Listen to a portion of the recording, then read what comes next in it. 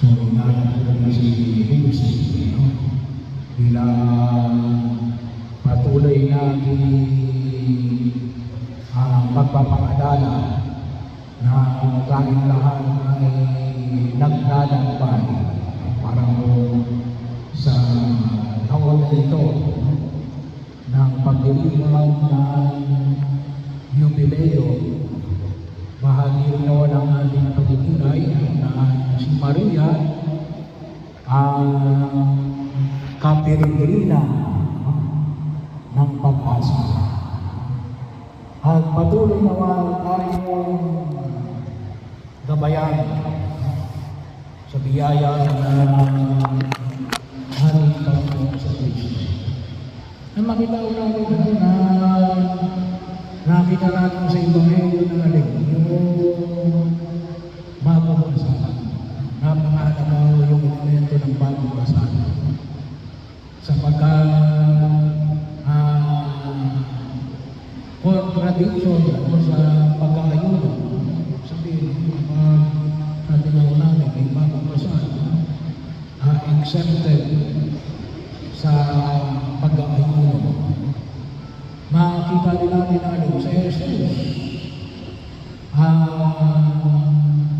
lalaki ikakasal. At bahagi ng kasal ay pinaalala sa atin ng Jesus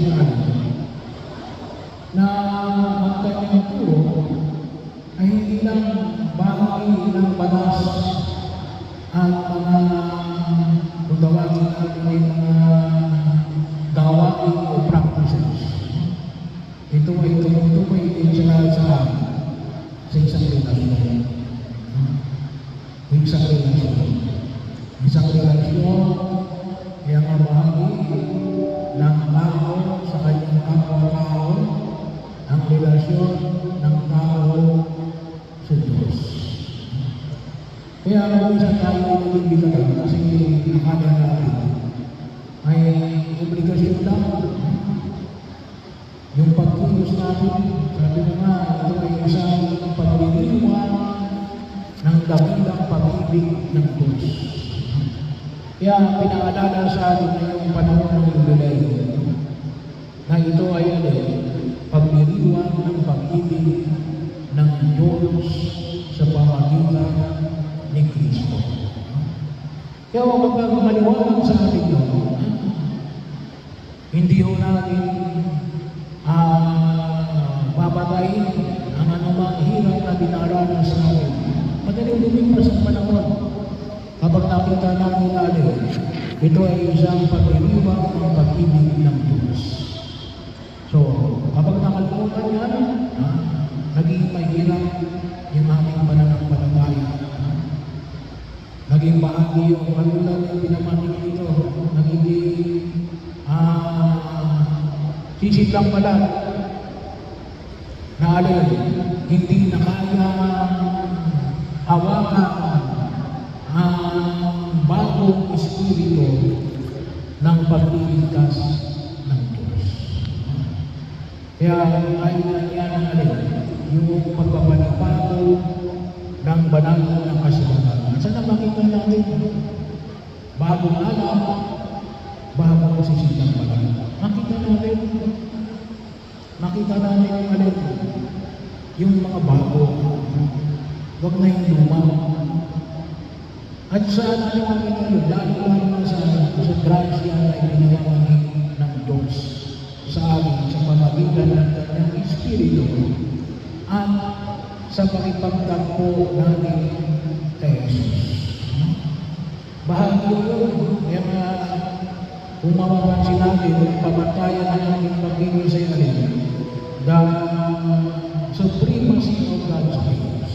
Hindi lang pa sa supremacy, the primacy of God's grace. Ang pangunguna ng grasya ng Diyos. Ano yung bayan ng lumang sisitang balag?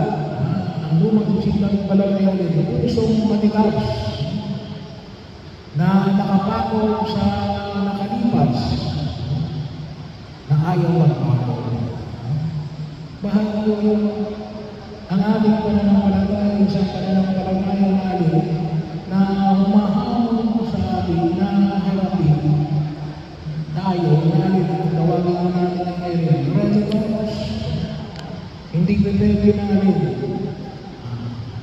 Nandun ka lamang sa nakaluma. Hindi ko sinasabi na lahat ng luma ay pangit. Hindi. Pero makita natin yung alin. Yung pagpapanibago ng buhay na dulot ng ating pananampalataya. Bagong sisidlang balat. Ano yung sabihin ng bagong sisidlang balat? Puso na bukas sa pagpapanibago. Puso na bukas sa pagpapanibago. At puso na rin handang magbago. At handang magpanibago. Makita ko natin. Kinakailangan natin na hindi lamang tayo sumabay sa hamon ng kasalukuyang panahon, ngunit makita natin kasi yung ating pananampalataya sa pananampalataya na iniakma ng Diyos sa anumang uri ng panahon.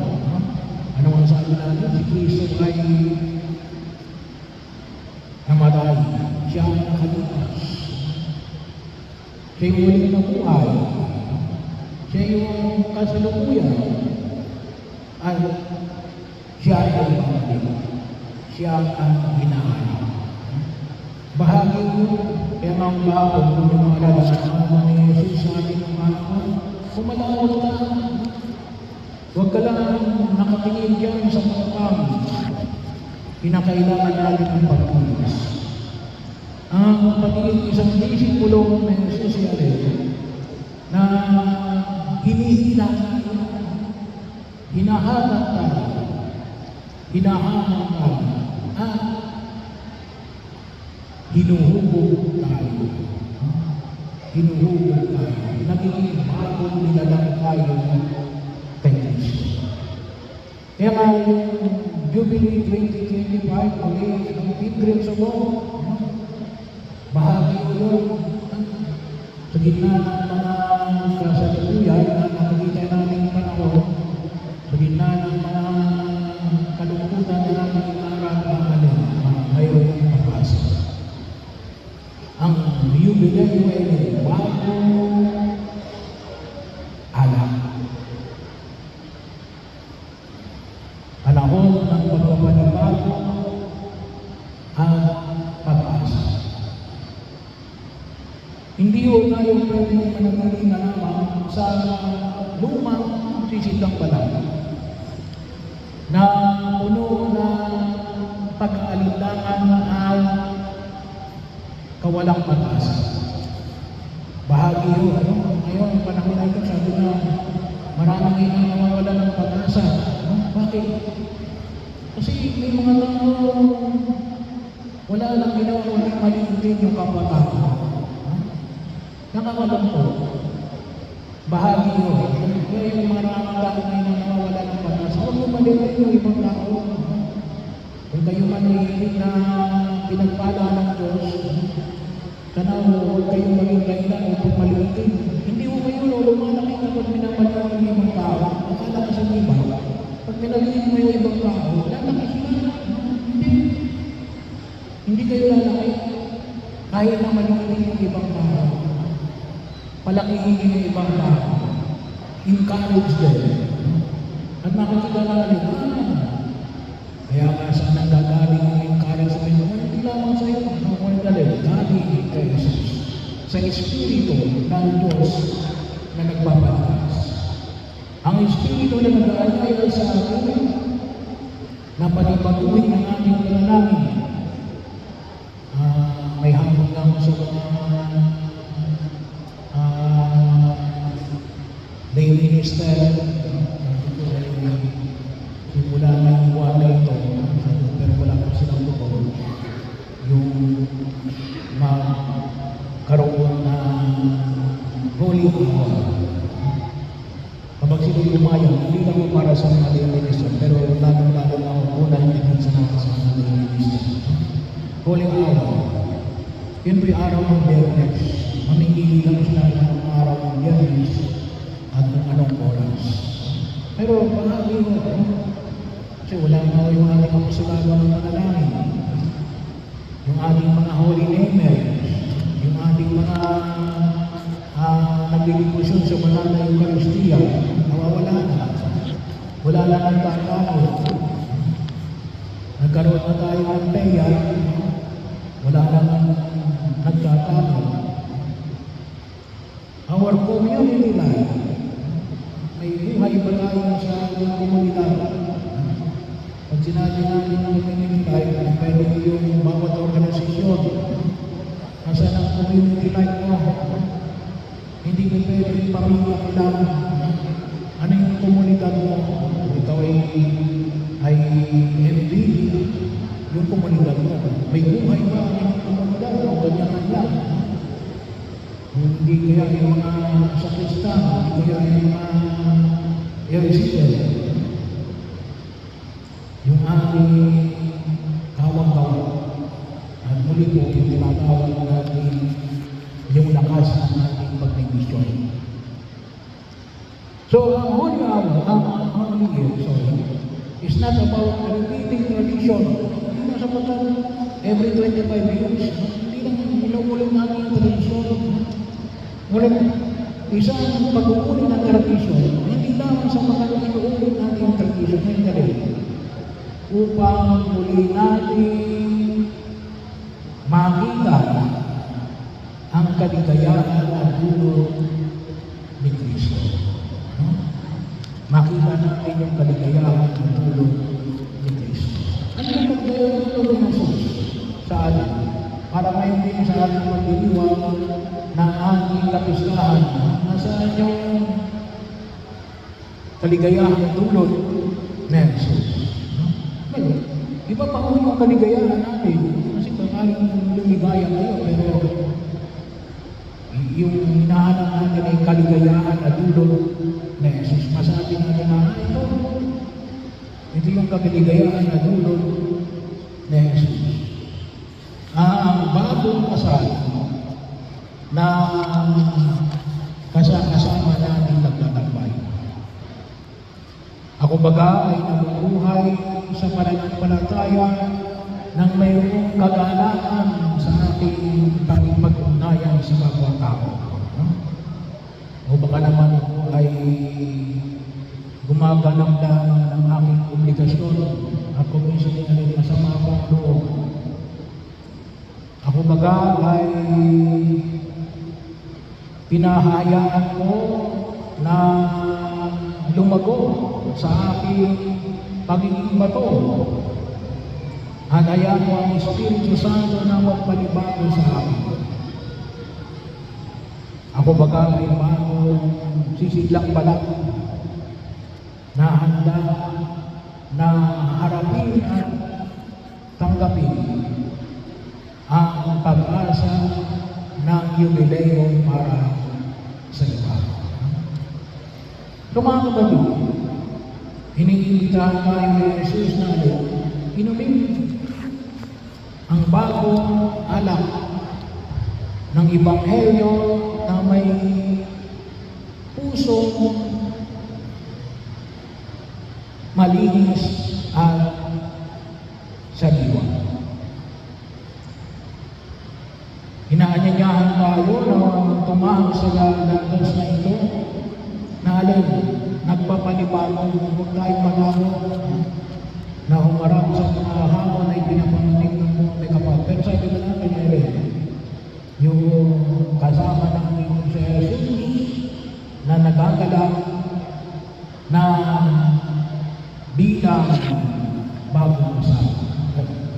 Siguro naman, nakita ninyo kapag sinabi ng bagong kasama. Yung ano sabi ni Maria, babalik ko tayo sa akin ni Maria, ang puso ko'y nagpupuri sa Diyos. Bakit? Dala-dala niya si Jesus. Dala-dala niya si Jesus. Pag-asa na sama-sama sa pananampalataya at kawang-kawang. Makers, triumphs of the theological graces that express the heart of the Christian life. Bahagi yun. At pagkakataon,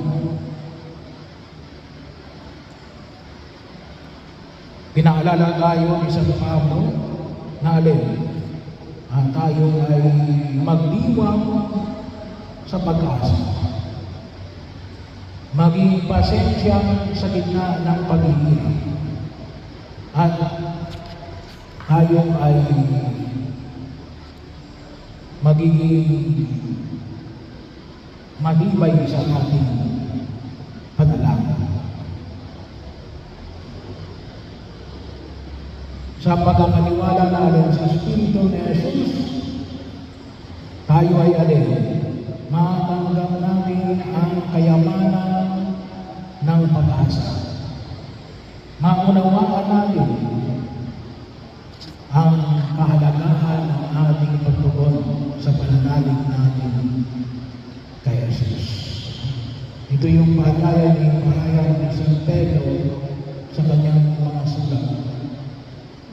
This can become for those who receive them real seeds of hope. Yet, what is the basis of our hope? To understand them, to understand them, to stop and reflect